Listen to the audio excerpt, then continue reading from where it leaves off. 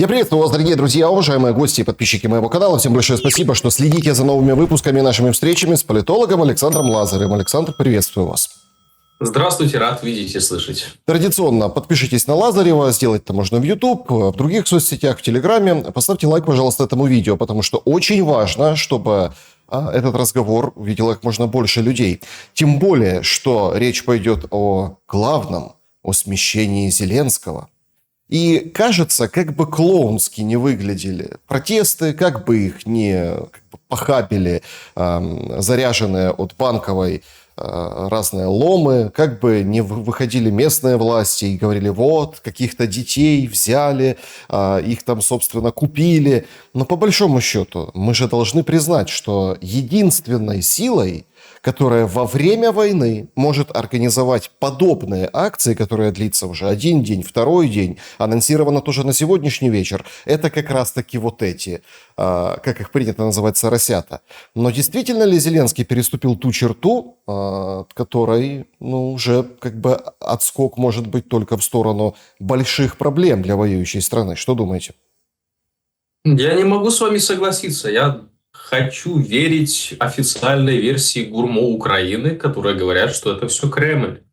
Что это Кремль организовал все эти протесты, значит, и все, кто будут их поддерживать, автоматически становятся агентами Кремля. Некоторых агентов Кремля я, в принципе, там видел, да, это товарищ Притула, тот еще агент, неоднократно координаты дронов сливал, да, там агенты, два братья Кличко, вот, всякие сторонники Шабуниных, там, ткачи и прочее, такая мощная агентура. Но если серьезно, это очень смешно выглядело, да, заклеймить, обозначить этот митинг, что это происки Кремля, что вот это Кремль все организовывает, когда понятно, что, объективно понятно, кто там участвует. Не, они могут быть, конечно, двойными агентами, да, никто не поспорит, но тем не менее. Очень для меня абсурдно выглядели те лозунги участия людей, что у них забрали демократию. Вот как Зеленский посмел забрать у них САП и НАБУ. Знаете, Александр, мне кажется, не доработал Зеленский и его окружение. Я бы на его месте, хотя, в принципе, они же еще могут это сделать, если будут смотреть эфир, запустил бы туда АПшных журналистов, которые бы просто у митингующих спросили, а как расшифровывается САП, ВАКС, НАБУ, да? А кто глава САПа, НАБУ там, или ВАКСа, да? За кого вы топите? А я уверен, что 90% людей, которые там митингуют, в основном молодежи, да, они не знают, может быть, расшифруют аббревиатуру, да, но они не знают, кто глава. Вот не знают, 100%. Поэтому очень смешно и абсурдно выглядят протесты, когда там на плакатах, что у нас забрали демократию. Как-то, да, когда там ТЦК людей на улице ловят, военкоматы, да, избивают. А почему-то это никого не смущает. Это очень демократические меры, которые там принимает Зеленский. А вот наезд на антикоррупционную систему, да, на параллельную юстицию, которая там лет 10 существует, и большинству, я здесь согласен с теми, кто говорят, что это студенты и молодняк вышел, да, большинству, когда создавали САП, НАБУ, ВАКС и прочие там 10 этих структур, было лет 8 или 10. Они понятия не имеют, что это такое и для чего это создано. Но вот наезд Зеленского, многие эксперты говорят, которые там общаются, да, с приближенными к офису президента людьми. Я, увы, или к счастью, да, не имею такого общения. Говорят, что как-никак был определенный наезд со стороны антикоррупционных органов на окружение самого Зеленского, на Ермака, на этого парня, с головы фамилия вылетела, на Че как-то, да, который бежал, потом вернулся, министр единства, Еднанин. Чернышов, да. Чернышов, да. Некоторые поговаривают, что Чернышов является держателем флешек с биткоинами того самого великого человека, да, который, собственно говоря, и заправляет всеми процессами в стране, то есть Владимира Александровича, да, его окружение. И, дескать, на него наехали. Это был ответ. Но очень красиво выглядит ситуация, при которой американцы дистанцируются. Вот реально, вот сколько заявлений было, вот почему-то от США заявлений нет. Да, это можно в этом можно сослаться на то, что, дескать, вся эта инфраструктура, она ориентировалась не на те группы, которые сейчас при власти. То есть не на республиканскую партию, она в основном там на демократов, там много соросят. Сорос и Трамп — это, понятно, две противоположные величины в американской политике, да и, в принципе, в геополитическом смысле. Но с другой стороны, вот я вчера прочитал, не помню, если не ошибаюсь, там у Кости Бондаренко, да, мысль грамотную, толковую, что, дескать, американцы дают карт-бланш на решение внутренних вопросов. Мне это показалось довольно-таки разумным. Вполне может быть. А вот европейцы поставили себя на вилку. То есть не поддержать Зеленского они не могут, потому что у них вся идеология, во-первых, выстроена на поддержке Зеленского. Более того, от этого зависят большие деньги. То есть военно-промышленный комплекс, коалиция желающих, все эти кредиты, бюджетные средства, которые они планируют выделять на продолжение боевых действий, все эти договора столетние, тысячелетние, которые там подписаны, да. Вот. А тут, получается, Зеленский наносит такой удар по их инфраструктуре, которая должна собирать компромат на окружение Зеленского, да и на всю власть, которая находится в Киеве. И с одной стороны они делают заявление, что вот никакой евроинтеграции больше не будет, мы это все остановим, помощи вы не получите, но с другой стороны мы понимаем, у них руки связаны. Они не могут Зеленскому отказать в помощи, потому что военно-промышленный комплекс заряжен. Все ждут поступления денег, все ждут, что деньги будут дальше перерабатываться. Украина — это большая прачечная. И здесь Владимир Александрович поступил с точки зрения, с точки зрения своих интересов очень грамотно. То есть он накатил, европейцы покричат, но я уверен, никаких действий, реальных действий по остановке денег, кредитов, военной помощи со стороны Европы не будет. Ну, смотрите, тут есть еще такой момент. Ведь если не устраивает условно Зеленский, то, я помню, у нас была в истории Украины революция на граните, но можно же провести революцию на картонке. И по большому счету, давайте так, это же все до первых эксцессов. Мы видим, как отрабатывают номер, как устраивает шоу генпрокурор, Малюк, рассказывают про русаков, о том, что агенты злые, кремля-набушники, пришли там к герою Украины, а он вот это вот все терпит, а он же боевой генерал, мог бы 2 магазина выпустить в них. То есть мы понимаем, что идет... Это не просто так, вот эта эмоциональность. Это все серьезно. И как залопотал Зеленский, когда ему Урсула позвонила и говорит: Владимир, мы обеспокоены.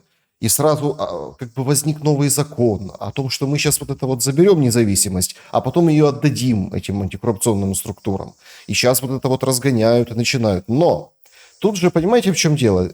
Вам, наверное, знать положено по долгу службы, как говорится, это ваша кафедра. Кумулятивный эффект. Эффект, скажем так, когда это все в синергии нарастает и может взорваться. Лозунги-то не просто вето на закон, не просто там какая-то еще такая вот история, там САП, НАБУ. Лозунги конкретно против Ермака, Татарова, самого Зеленского. Лозунги и кричалки. Параллельно с этим, как точно так же кричали, там, кто не скачет, то и москали, прыгали вот эта молодежь. Тут есть очень серьезная идеологическая ширина диапазона. То есть сюда могут присоединиться к этому протесту не только те, как было на Майдане. На Майдане я знаю людей, которые выходили и говорили, что им слишком дорогая коммуналка.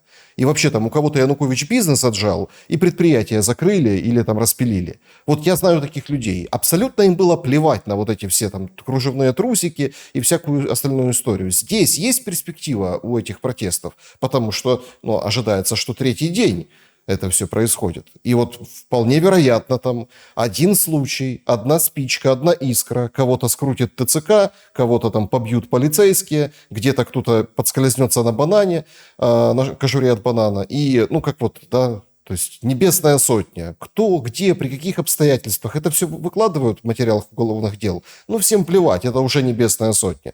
Ну вот найдется ли вот этот первый армянский, получивший пулю, и все, и ты ничего не сможешь сделать, каким бы ты большим и сильным и серьезным не был. И это понимает Малюк, это понимает генпрокурор, это понимает, наверное, Ермак и Зеленский. С точки зрения технологии масс, да, и производства по факту всех этих цветных революций, а более точным, если выражаясь, государственных переворотов посредством использования толпы, да, такая версия имеет место быть. И действительно, если правильно это все организовать, если Зеленский не сможет урегулировать этот процесс, он может иметь нарастающий эффект. Ведь правильно вы подметили, действительно, когда начинался Майдан в 2014 году, да, вот в 2014 году, если вы вспомните, вышли какие-то студенты за какую-то евроинтеграцию. Слоган «Молодь нации за евроинтеграцию». То есть это же было конец 2013 года.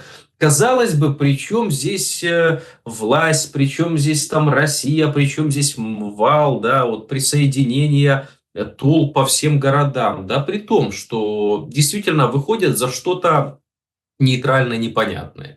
Если делать, я вчера, кстати, сидел над этим, размышлял, вот если делать, например, там в Киеве переворот, революцию, ну, чисто теоретически размышлял, не планировал, да, то с какими лозунгами необходимо выходить. И первое, что мне в голову пришло, я думаю, ну как же, да, ТЦК беспредел, там воровство, грабежи, и, много есть социально острых вопросов, которые могли бы объединить людей по всем регионам. То есть вот по всем регионам. Это не языковой там вопрос, который разделяет, да.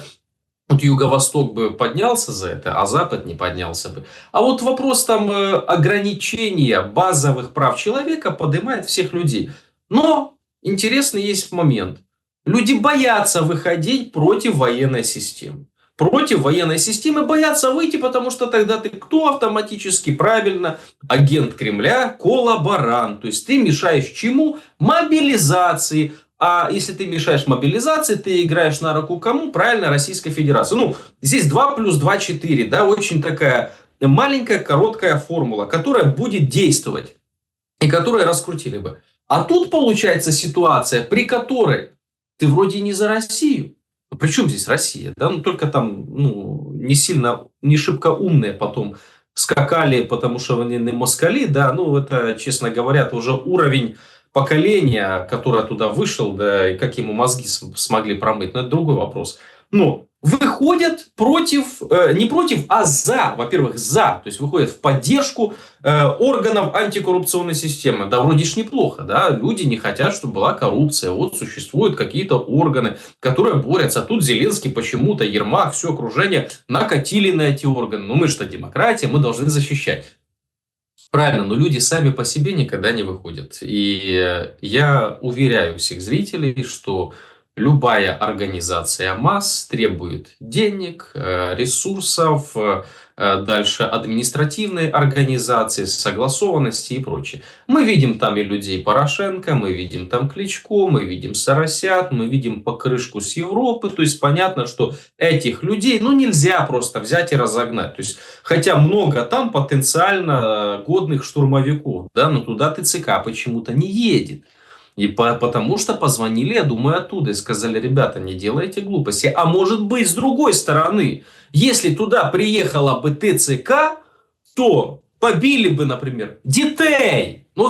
Детей побили, еще раз. И что бы это было? Тогда мог бы быть уже массовый эффект. Люди бы начали выходить не только за антикоррупционные органы. Большинство понятия не имеет, что такое НАБУ и САП.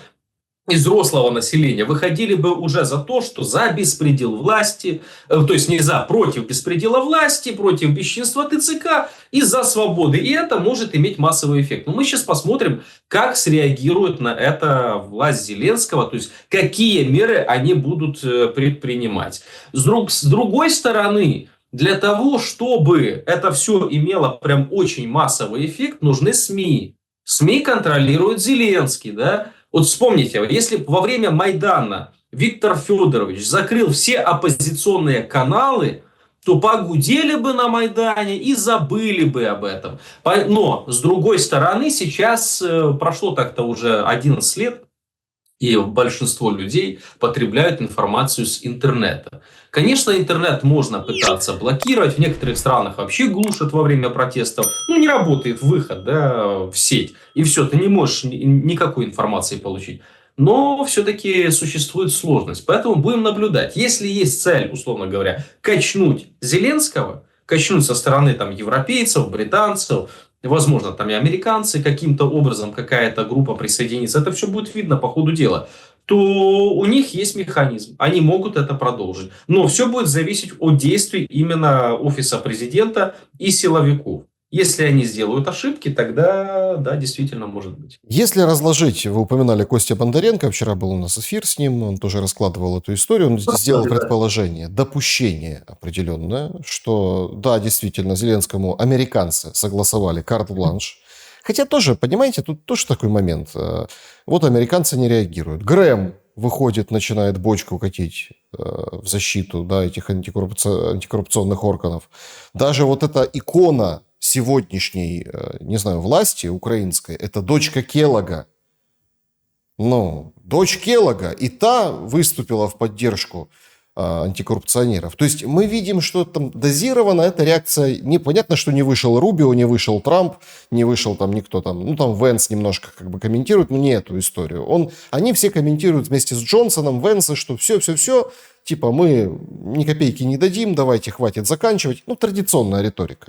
Но по большому счету есть отклик и от американской стороны. Однако, если предположить, что эта информация верна, что Зеленский будет делать все, что хочет, и он это с Трампом согласовал, то европейцам нужно будет менять Зеленского. Менять для того, чтобы, собственно, продолжить начатое, да, и, ну, скажем так, выиграть время для Европы, чтобы Украина продолжила воевать. Потому что выходит такая история, и тут мы перемещаемся в Стамбул вчерашний, что Зеленский как бы очень торопится. Есть там уже разные там, как бы, варианты, как будет происходить Шуфутинов день, 3 сентября. То есть, да, это истекает дедлайн Трампа, и это все как бы фокус на Пекине, потому что в Пекине Путин, в Пекине, понятное дело, Си Цзиньпин приглашает гостей, Трамп говорит, там, может, и приеду, чего нет. Дело хорошее, победили во Второй мировой, нормально.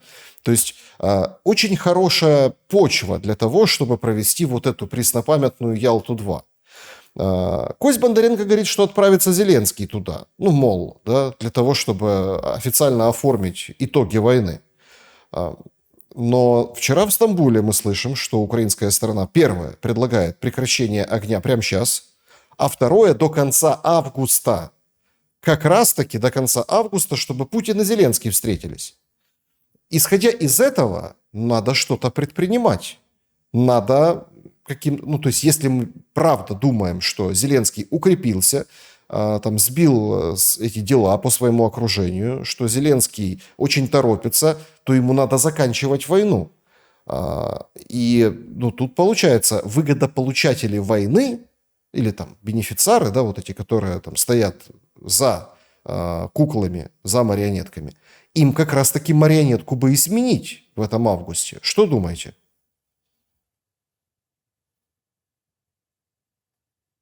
Ну, я сразу так скажу, да, Кость Петрович для меня это величина, и если он что-то говорит, он имеет на это серьезные основания, но хотел бы еще такой момент предположить. А вот американцы, когда говорили для Зеленского, что, дескать, вы можете делать все, что угодно, да, и там пообещали какие-то гарантии, а можем ли мы верить тому, что они там банально не кинули или не кинут того же Зеленского? Они же там могут пообещать все, что угодно, а делать, как один персонаж говорил, да, будут потом. Вот, поэтому ты, говорит, делай. Мы тебе даем карт-бланш, ты все делай, дальше разберемся. Так вот, этот момент, что вот дальше разберемся, может сыграть реально в злую шутку против Зеленского. И, возможно, такая трехходовая схема американцев, почему нет, сейчас Зеленский начнет давить, Вот, американцы вроде делают вид, что они не подключаются, там какие-то, ну, Грэм, там, да, ну, дочка Келлога. Ну, высказались. Ну, кто-то же должен был высказаться. Вот они высказались. Там европейцы негодуют. А Зеленский продолжает. И вот американцы вроде как и держат слово. А с другой стороны, когда шатнется, они скажут, мы тебе ничего не должны. Слово дан джентльмена, да, оно работает только по отношению к джентльмену. Янукович Зеленский не даже даст при соврать. наличии британского... Да, да, Янукович не даст соврать. Да. Зеленский даже при наличии британского паспорта не является таковым, потому что ни его папа, ни его дедушка Гарвард не заканчивали. Собственно говоря, вот такая вот история. Поэтому доверять... Знаете, когда-то Эдрихин Ван Дам говорил такую фразу, да, отец геополитической школы русской, что хуже вражды с англосаксами может быть только дружба с англосаксами. То есть, эту фразу как бы многие запомнили на международном уровне. Я думаю, Зеленский ее, наверное, не слышал. И вот если он считает, что ему дали какие-то гарантии американцы, то мне его искренне жаль, потому что американцы давали гарантии и президенту Афганистана, да, и когда-то Пехляви тоже давали гарантии, и другим представителям режимов, которые ориентировались на Штаты. Но в момент, когда американцам этот чек становится невыгоден, эти гарантии очень быстро заканчиваются. А вот что касается переговорного процесса в Стамбуле, встреча действительно может состояться Трампа и Владимира Путина, и Си Цзиньпина, и об этом уже все стороны заявили. Американцы, понятно, пока еще точно не подтвердили, но сказали, что это допустимо и это возможно. Будет ли это Ялтой? Я думаю, пока рано об этом говорить. То есть, пока еще позиции не настолько определены во всем мире, чтобы три геополитических игрока, а я подчеркиваю, это мощнейшие игроки в своем регионе и на других континентах, могли сейчас сесть и поделить земной шарик. Более того, многие интересы, которые очень сильно пересекаются. К примеру, я не вижу обстоятельств, при которых, например, может США сейчас договориться с Китаем по разделу там мира. Ведь оттягивание конфликта с Китаем, о котором я подчеркиваю, он будет неизбежный, потому что американцы считают, причем заслуженно считают Китай экзистенциальной угрозой. То есть это не просто какой-то конкурент где-то там-то, а это экзистенциальная угроза, потому что китайский рост экономики превосходит американский в ежегодном показателе в 2 раза, в 2,5 раза. А учитывая тот факт, что доля реального сектора экономики в китайском ВВП 75-80% реального сектора, а в американском наоборот, совершенно наоборот, 25%, да, а все остальное виртуальный сектор экономики, то мы можем буквально на калькуляторе посчитать, через сколько времени Китай просто перегонит Соединенные Штаты Америки. А после этого рухнет система. Ну, понятно, не быстро, не резко. Я не сторонник тех пропагандистов, которые говорят, что вот доллару конец, Америке конец. Оно быстро не происходит. Но тем не менее, процесс запущен, и он неизбежен. Поэтому для Соединенных Штатов Америки оттягивание резкого конфликта, ухудшение отношений с Китаем, через там прокси, санкции, через европейских коллег, да, через другие страны, более того, даже через мелкие или крупные заварушки в Азиатско-Тихоокеанском регионе, это игра на руку Китая. Что касается Российской Федерации и Украины сейчас, я пока не вижу оснований для подписания какого-то мира. Более того, я не вижу логики со стороны Зеленского соглашаться на мир. Если сейчас будет подписан какой-то мир для Зеленского, этот мир обернется огромной глобальной катастрофой, потому что мир не будет подписан на тех условиях, которые раскачивал Зеленский последние 3 года. То есть это границы не вернутся. Скорее всего, потеряются еще территории, которые сейчас контролирует Украина, контролирует Зеленский. Ведь, опять-таки, с обратной стороны я не вижу логики тогда, почему Россия должна согласиться на разграничение, раз Россия тоже прокачивает эту информацию, да, и это публично звучит, что им нужны границы административные областей плюс буферные зоны. Об этом уже было сказано, причем об этом сказал не какой-то чиновник, там, представитель, об этом сказал президент. А в России, если об этом говорит президент, это как бы незыблемые вещи. Поэтому я не вижу логики со стороны России подписывать сейчас какой-то мир. Более того, стратегически это тоже для них нелогично, потому что Украина сейчас максимально антироссийское государство. Максимально. И настроение в обществе, и умение вести войну, да, и нерешение фундаментальных вопросов, о которых ранее было заявлено, ну, чревато тем, что конфликт может повториться через несколько лет. Реваншистские настроения, да, никто не отменял. И более того, я уверен, они будут. И даже если Зеленский сейчас на что-то согласится, по возвращению в Киев его банально снесут, сметет свое же окружение. И к власти в таком случае могут прийти представители силового блока. А представители силового блока будут приходить на каких лозунгах? Вряд ли на Нет, миротворческих, смотрите, а на реваншистских. тут очень Поэтому важный я- момент. Да. Очень важный момент. И он касается денег, ресурсов и признания. То есть, опять-таки, чтобы Зеленского смели, условно, предположим, Зеленский подписывает похабный мир. Он выдается как победа, понятное дело, мы сохранили страну, сейчас будем отстраивать. А что, нормально, что антикоррупционные органы под контролем. Все хорошо, то есть вертикаль укреплена, криптокошельки спрятаны. Собственно, посмотрите на Малюка какой. Сразу глянешь, и сразу всем становится как бы не по себе. А если он еще там 2 магазина выпустит по как бы силовикам каким-то, которые придут разбираться, да и вообще. Русню победили внутри, да, немножко там отгрызли территории. То тут же, чтобы окружение, да, сместило Зеленского, как вы говорите, нужно, чтобы потом это окружение признали. Чтобы у нас не произошла фрагментация, конкретная фрагментация. Потому что там, например, Львов по-своему, Ивано-Франковск, видите, по-своему, там, президент галичанин, там у них как бы таких фантазиях и в грезах. Одесса вообще, которая сегодня попала под обстрел, тоже ведь очень интересная история. Выходит Зеленский, Умеров от Зеленского, говорит, мы требуем прекращения огня. Вчера в Стамбуле, прям берем и прекращаем. И сейчас вот мы видим, что по как бы митингам, конечно, они стреляют, чтобы не дали вдруг воздушную тревогу и люди как бы не разошлись. Но ночью отработали по Одессе, Николаеву, Черкасам. В ответ Украина продолжила вот эту историю с ударами по НПЗ. Полетела в Адлер, полетела в Сочи, по объектам. То есть, на самом деле, да, никто не останавливается. Однако, тут же другой момент играет роль. Фронт. Вот такое ощущение, что с этими антикоррупционными митингами, с вот этими всеми там, вот этими Стамбулами, все как-то забывают о фронте. И как-то вот звучит как-то вот странным образом там глава обладминистрации Донецкой говорит, ой, люди, уезжайте из Краматорска. Краматорска, который как бы вот, перспектива вроде как совершенно далекая. Всех же уверяли только что смотрите, да ладно вам, то есть они там этот Покровск еще не взяли и не берут, и там еще будет фортеция. Да какое Запорожье? Ни одного областного центра не взяли.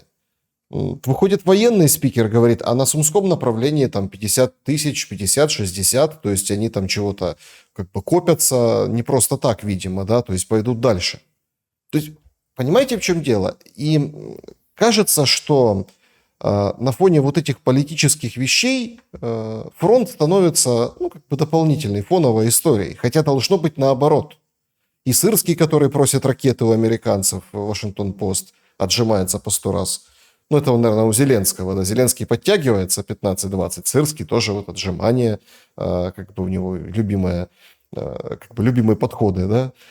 Но по большому счету, вот нам просто как бы немножко замыливают глаза вот этой историей.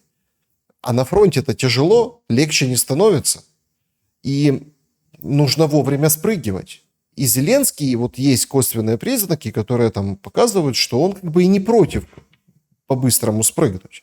Но для этого нужно заручиться некой поддержкой и гарантиями безопасности. Кто их может дать Зеленскому? Никто. Никто ему не даст никаких гарантий безопасности. Вот просто если он верует, что ему кто-то гарантирует безопасность даже после его побега с территории Украины, да, куда он себе там уготовил, не знаю, в Париж, в Лондон, либо на острова какие-то, ему никто не даст гарантии безопасности. Более того, если Зеленский сбежит, то он для своих кураторов будет выгоден в гораздо другом состоянии, да, а не в том, в котором он сейчас находится. Ну, это понятная история. То есть, в таком случае это мученик будет. То есть, это будет мученик, с которого можно сделать идола. А просто беглый президент, который вот там старался, но не получилось, мы в истории многих таких знаем. Вот президент Афганистана несколько лет назад, это же немного времени прошло, да? О нем кто-то сейчас слышит. Где-то его устроили там преподавать в университете в Штатах и забыли. Все. Его нельзя использовать. Понятно, совсем другой расклад. Афганистан, там американцы вышли, бросили. Украина пока еще непонятна ее конфигурация в будущей геополитике, но тем не менее. То есть ситуация, при которой окончание тех же боевых действий происходит здесь и сейчас по линии фронта, эта ситуация выгодна, возможно, только одному человеку, у которого скоро выборы в Конгресс, да, и ему необходимо какую-то победу показать. Вспомните «Хвост виляет собакой», шикарный фильм политтехнологический, там, где президент угодил в сексуальный скандал, и, в общем-то, ему политтехнолог придумал такую схему, что нужна какая-то война. Долго думали с кем, сказали с Албанией, все удивились, почему с Албанией, и был ответ, а почему не с Албанией, что она хорошего для нас сделала. Вот. В данном случае Трамп развязать войну не может, да ему и не надо, у него немного другая аудитория, да, и у него другая риторика, наоборот, выступающая там за прекращение боевых действий и за усиление внутренней составляющей США. Но вот какая-то победа, да, либо выход из кризиса ему очень сильно нужен. И я уверен, что бы ни происходило на тактическом уровне, стратегическая линия намечена. Соединенные Штаты Америки выходят из кризиса, политически выходят, да, напрямую выходят. То есть они не будут участвовать.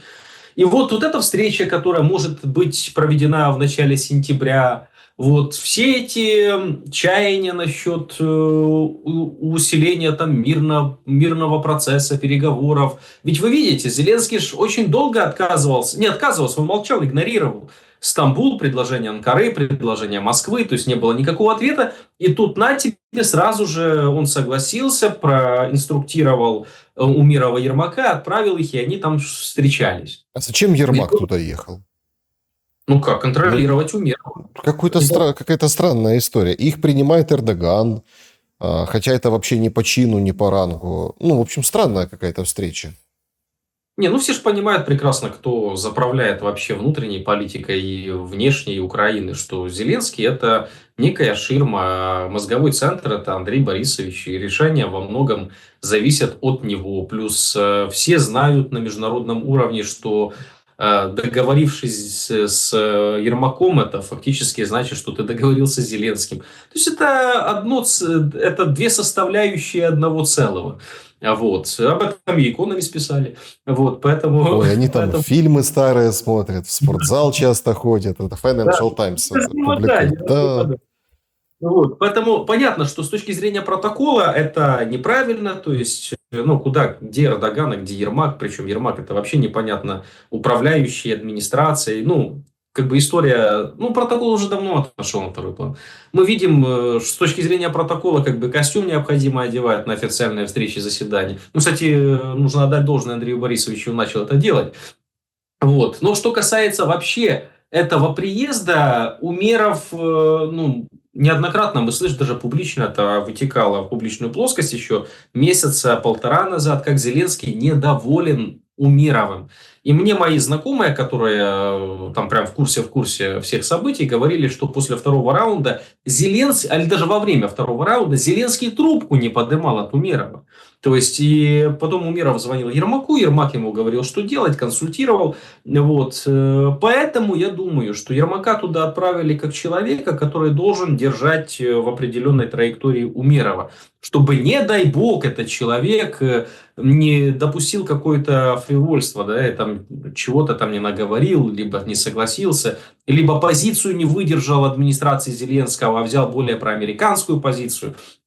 Понятная история. Вопрос в том, что разделили переговорный процесс, да, на три такие составляющие. И вот это интересный момент, то есть гуманитарная, политическая, военная. Потому что весь стамбульский переговорный процесс – это фактически гуманитарный трек. Там больше ничего не решается. Меморандумы, было сказано, да, мы едем обсуждать меморандум. Причем об этом сказала российская сторона, об этом с Украины сказали тоже, что будет обсуждение меморандумов, взаимоисключающих документов. Они просто, я не знаю, что там обсуждать. Тут либо это, они несовместимы. У одних там границы, у других буферные зоны, и между собой это никак не склеить. Вообще никак.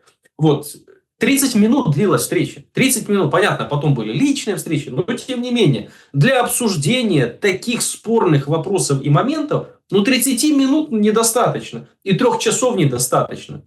Вспомните, как минские подписывались. Сколько часов там сидели? По 14 или по 15 часов, что Меркель, бедная, еле оттуда выходила, да? Так это Минские соглашения были. А тут вопрос вообще территориального деления, кто что будет контролировать, у кого какие притязания. Это очень серьезные вещи. Но, опять-таки, вспомним, что говорил Зеленский до этого. Он не уполномочил свою группу на обсуждение таких вопросов. А это значит, что фундаментальные темы не были затронуты. Были затронуты гуманитарные темы. Опять Россия предлагает 3000 погибших солдат ВСУ. Я думаю, что для Зеленского это очередной удар. Он еще не разобрался с предыдущими телами, да, то есть их не отдали еще в большинстве своем, не отдали для семей погибших. А тут еще 3000.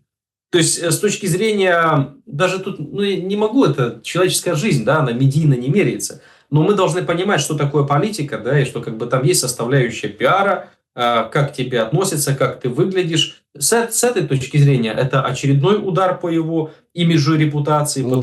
Тут такой момент еще был. Мединский, когда об этом говорил, о 3000 тел, на брифинге после совещания стамбульской встречи. Он говорит, когда будет возможность инфраструктурная у Украины, рефрижераторы, люди, так. То есть это было особо подчеркнуто, что когда будет возможность, когда они найдут силы для того, чтобы забрать эти 3000 тел, тогда мы, конечно, готовы передать. То есть это же тоже еще один очень серьезный удар по возможностям. Это же не просто так было сказано и заявлено. Это означает, что эти 3000 тел, будут когда-нибудь. Все о них узнали, а когда будет готово, да непонятно когда. Как вы правильно сказали, с этим мы еще не разобрались и показывают там то российские останки, когда пытаются на этом пиариться, но все равно не получается, потому что количество, масса огромная. А что вы думаете по поводу этих перемирий на 24-48 часов по линии боевого соприкосновения, чтобы командиры забрали тела погибших и раненых? Ведь когда это предложение прозвучало впервые с российской стороны, Зеленский сказал идиоты. Мол, командиры и так договариваются во время войны. А тут мы слышим продолжение этой истории. В чем здесь смысл этой игры? А смысл в том, что Россия играет в дипломатическую игру. Мы предлагаем перемирие. Украина хотела перемирия, да, то есть неоднократно было заявлено со стороны представителей Зеленского, что необходимо прекращение огня. Там всеобъемлющее, на долгий срок и прочее. Понятно, что России это невыгодно с точки зрения военной тактики, потому что это перегруппирование войск. Это все понятные вещи. Да? Не будем в это вникать, но Россия об этом говорит, что для вооруженных сил Украины это время нужно для того, чтобы они перегруппировались. Куда-то подвезли технику, куда-то человеческий живой состав. Поэтому они не соглашаются. Но для того, чтобы перед партнерами и на международном уровне это не выглядело так, что Украина хочет, а Россия против прекращения боевых действий, Россия предлагает, давайте на сутки, на двое остановим, чтобы тела собрать. Но это же тоже уже прекращение боевых действий. Понятно, Киев откажется от этого, как отказался и в прошлый раз. И тогда какое-то заявление со стороны представителей Зеленского, что Россия не хочет перемирия и прекращения огня, они скажут, подождите, мы вам предложили начать с малого. То есть прекратить на линии соприкосновения для того, чтобы забрать раненых и погибших. Вы назвали это идиотским. То есть вам это не надо. Тогда мы понимаем, зачем вам нужно прекращение на более длительный срок. Для перегруппирования войск. И мы на это не пойдем. То есть это чисто дипломатические такие шаги, которые предпринимаются с пониманием того, что противоположная сторона не согласится на них. Вот не согласится. Но опять-таки, возвращаясь от этой тонкости, да, которые там частные вещи, но возвращаясь, например, к политической составляющей, там, к желанию встретиться Зеленского с Путиным, опять был ответ, да, что встреча будет только тогда, когда будут согласованы все позиции.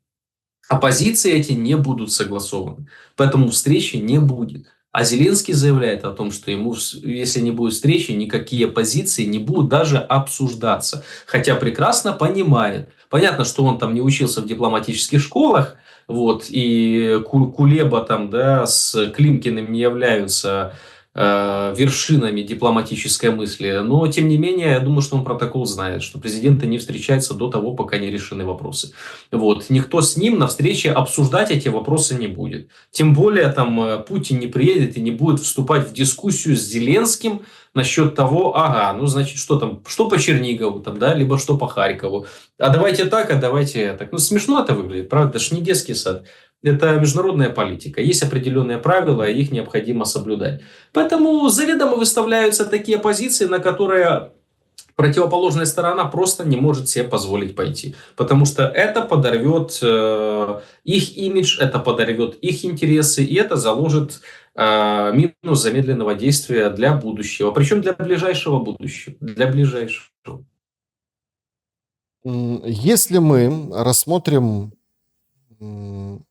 ну вот, конкретно завершение войны в плане, ну вот не то, что как в этом политическом, а в плане, ну вот таком физическом.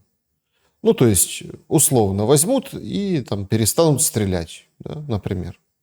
Ведь россияне же понимают, что сам факт незавершенной войны, но вот такой как бы на паузе, ну, выгоден Российской Федерации, потому что внутри будет шатать.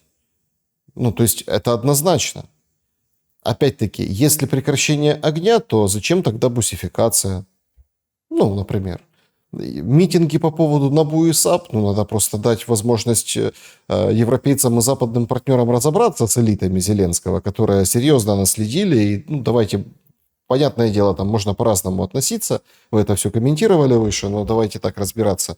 Ну, можно просто дать возможность как бы поссориться, отойти и посмотреть со стороны. Но, тем не менее, война продолжается.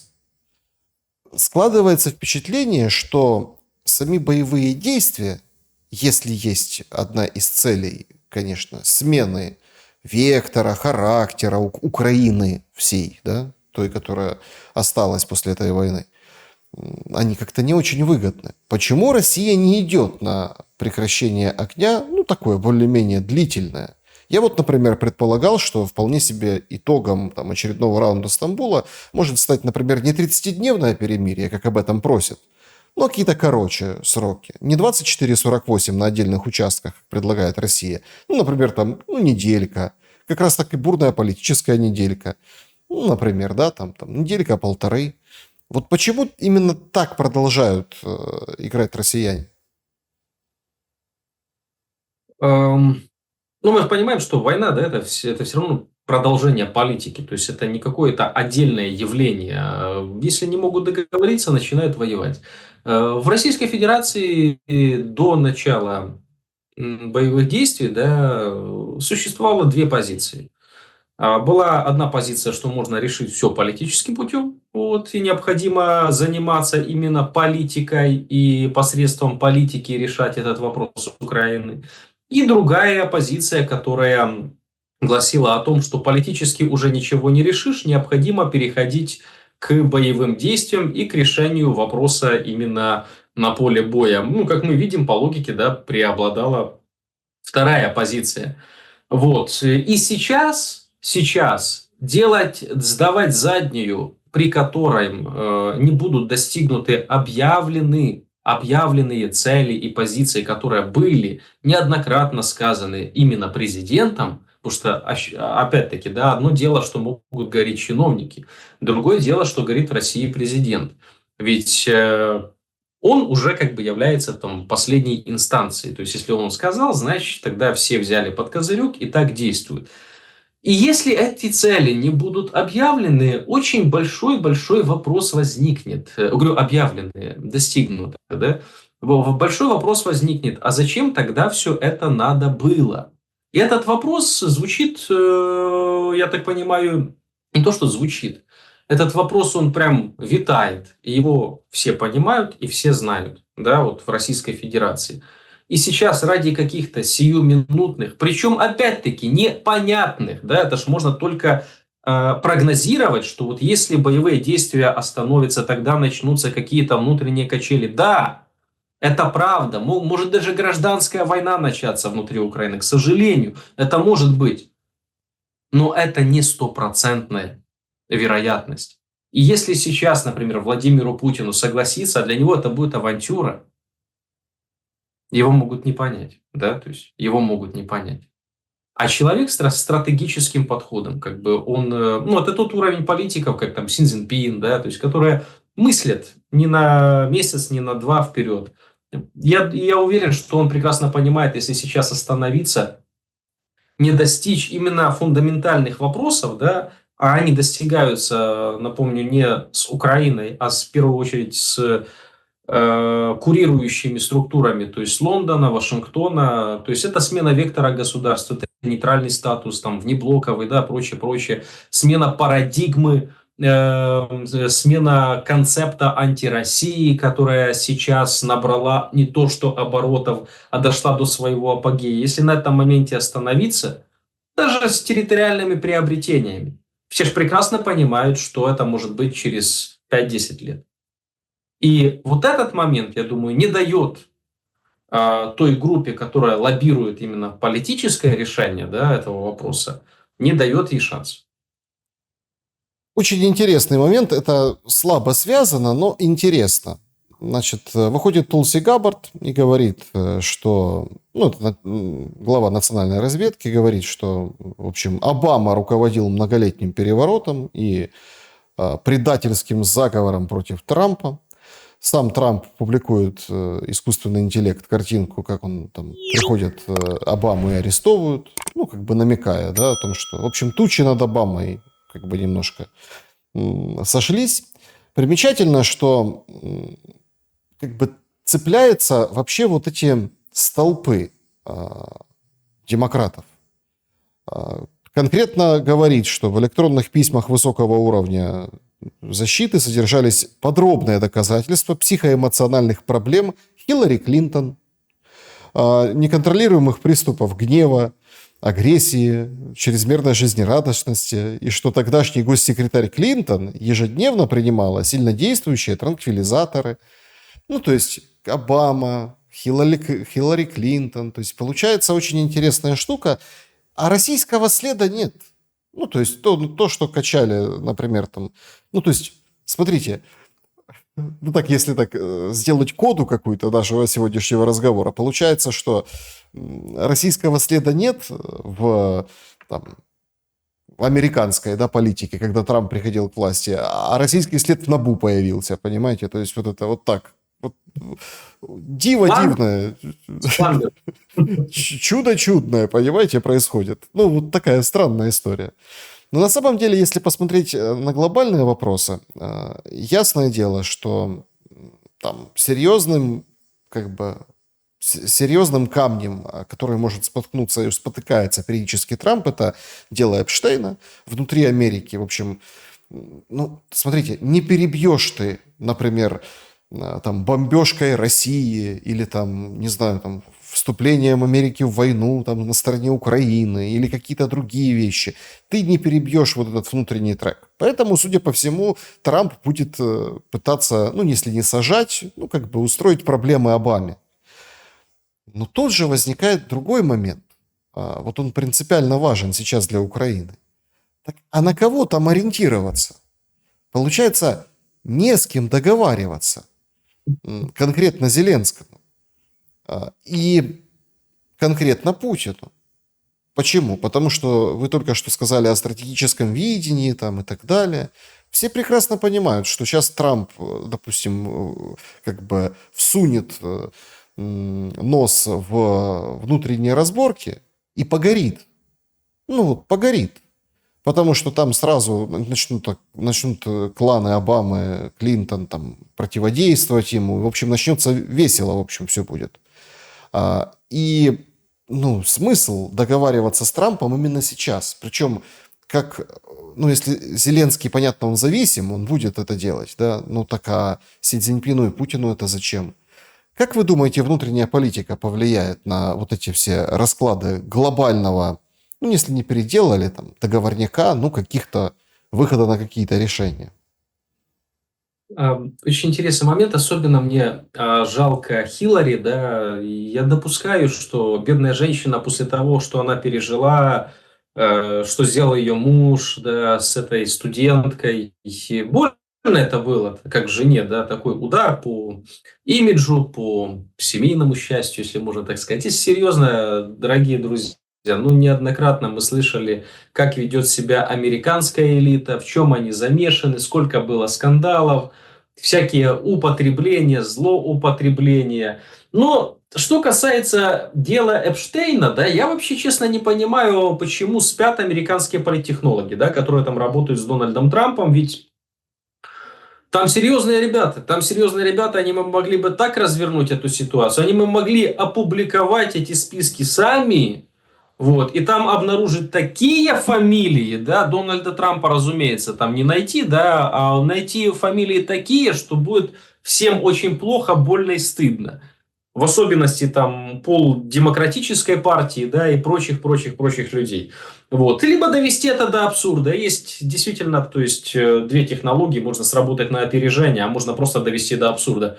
Столько вбросов сделать, что там появятся люди, которых там банально быть не может, да, и в это могут поверить только адепты плоской земли и рептилоидов. То есть, действительно можно с такой стороны сработать. Но пока Дональд Трамп, я так понимаю, по каким-то причинам, может, идут торги с кем-то, может, там и высокопоставленные демократы фигурируют. Такое тоже может быть. Идут какие-то договоренности. Почему-то он пока этого не делает. Хотя, это же не то, что я там какую-то тайну, да, открыл, либо придумал ноу-хау. Это обычная примитивная технология двухходовая. Вот и все. Вот. Но он этого не делает. Посмотрим. Удар по демократам с тем, что там не было российского следа в выборах, это и так понятно и очевидно было, что его там не было. Это было очень смешно, что там российские хакеры избрали своего президента. Да? Когда-то Жириновский, покойный, выступал лет 20 назад, говорил, что переселят в Америку 10 миллионов русских и изберут своего президента. Пророчество сбылось, да, получается. Удар нанесли по ядру электората Трампа. По этим реднекам, да, по людям, сторонникам, таких, настоящим американцам, которые сторонники традиционных ценностей христианских. А тут их лидер, да, их величина, который пришел бороться со всеми этими негодяями и извращенцами, фигурирует в таких вот нехороших списках. Поэтому, уверен, это будет развенчиваться. А вот насчет вашего вопроса, как это влияет, и с кем договариваться. Когда-то, если не ошибаюсь, в 60-е годы приезжал в Москву Рокфеллер. И он встречался на закрытом заседании с представителями ЦК партии. Вот, и там был поднят вопрос, публиковали эти документы, и вроде как очевидцы даже записывали интервью, говорили, что поднимался вопрос, как взаимодействовать Советскому Союзу и США. На что Рокфеллер ответил, что необходимо наращивать торговлю. И один из депутатов Всесоюзного собрания встал и сказал, как же, у нас же с вашим президентом конфликт, он такое говорит. И тогда Рокфеллер ответил, что, говорит, мы разобрались, что такое диктатура пролетариата, а вы таки до сих пор не поняли, что такое диктатура капитала.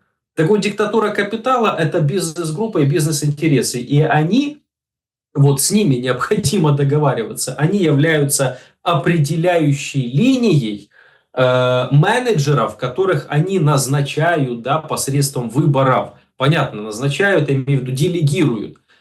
Избирают люди, выборщики тоже, кстати, система очень интересная, да, там же не только прямое голосование, есть выборщики, и выборщики имеют решающее слово. Кстати, с выборщиками гораздо легче договориться, их гораздо меньше, чем тех, которые просто ходят и прямым голосованием отдают голос.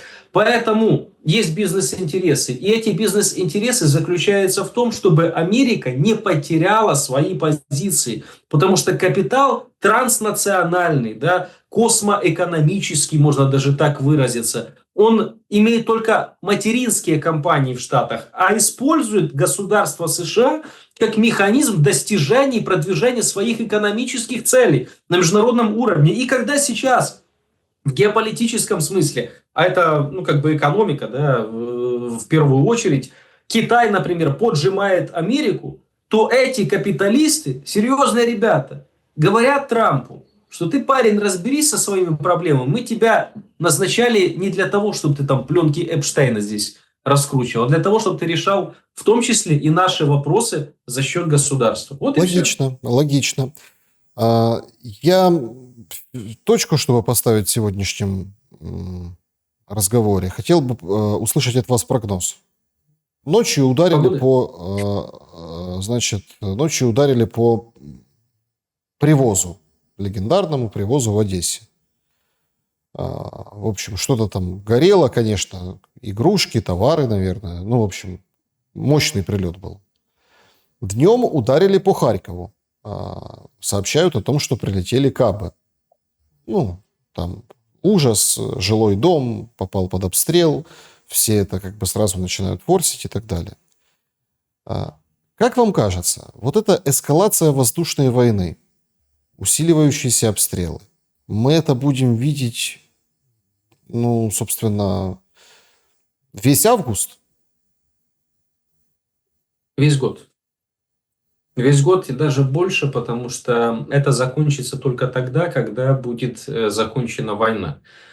Насчет Одессы, это мой любимейший город. Я обожаю Одессу и одесситов. Очень хочу туда приехать и, возможно, даже там жить. Вот. Надеюсь, что когда-то мне появится такая возможность. Поэтому, обращаясь ко всем одесситам, хочу пожелать им здоровья и чтобы они берегли себя, чтобы во время этих боевых действий просто как можно больше сохранилось жизней.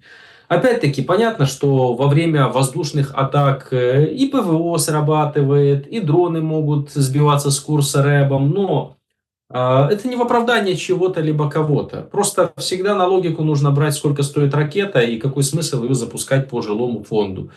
Если, например, вот есть официальная пропаганда, которая говорит, что вот специально, чтобы запугать людей, бьют там по жилым домам, да? А мне тогда вопрос, почему не бьют по митингующим? Ведь представляете, какие кадры страшные были бы, да? Они бьют же? Не бьют. Значит, цели такой нет. Понятно, что есть огромное количество жертв, которых хотелось бы избежать, но для этого нужен мир. А для того, чтобы был мир, необходимо здравый подход, в первую очередь украинского руководства, понимание, что мы зберегли державність, и если он сейчас будет эту тему педалировать и раскручивать, так я напомню, что в начале 22 года на первых стамбульских можно было еще 2 области зберегти. Еще 2 области можно было зберегти. Тогда речь не шла о Запорожской и Херсонской области. А если выполнить Минские соглашения, то еще и Донбасс был бы в составе Украины, как автономная ее часть. Тоже необходимо напомнить этим збереженцям украинской державности. В этом вся проблема, что не надо, пожалуйста, обводить круги, куда вы кругами стрелы, которые вы выпустили в молоко. Не надо этого делать. Опростоволосились. Так доуправлялись страной, что она сократилась и в человеческом, и в территориальном смысле. И это большая-большая трагедия. И ничего они не сберегли. До их прихода к власти страна была гораздо больше, и с лучшей экономикой, и людей было больше, иммигрантов было меньше. Так что счет на табло. А как это описывают, знаете, можно описать все, что угодно. Геббельс тоже красиво описывал все злодеяния там, его начальства. Можно описать что угодно. И в любой стране работает пропаганда, и она все может красиво подать. Но счет на табло. Дорогие друзья, посмотрите, что было и что стало. И, пожалуйста, только на фоне фактов делайте выводы. Вот и все. Да, ну это, знаете, как когда пограничник скидывает бронежилет, бросает автомат и свой, ну, пистолет, который это служебный, и дает дёру в Венгрию, то тут уже как-то по-другому относишься к вот этим всем трупам в ТИСе, вот этим людям, которые как скотину засовывают куда-то в поддон, и потом находят и героически вот это выставляют. Уже немножко меняется и в этом отношении тоже. Ну, про ТЦК это можно отдельно говорить и часами, и, наверное, это надо, и стоит продолжать это делать. Но, как всегда, в другой раз. Александр Лазарев был моим собеседником сегодня. Спасибо большое за время и мысли. Друзья, благодарю, что посмотрели это видео. Ставьте лайки, подписывайтесь, пишите, что думаете в комментариях. Берегите себя и друг друга. Увидимся.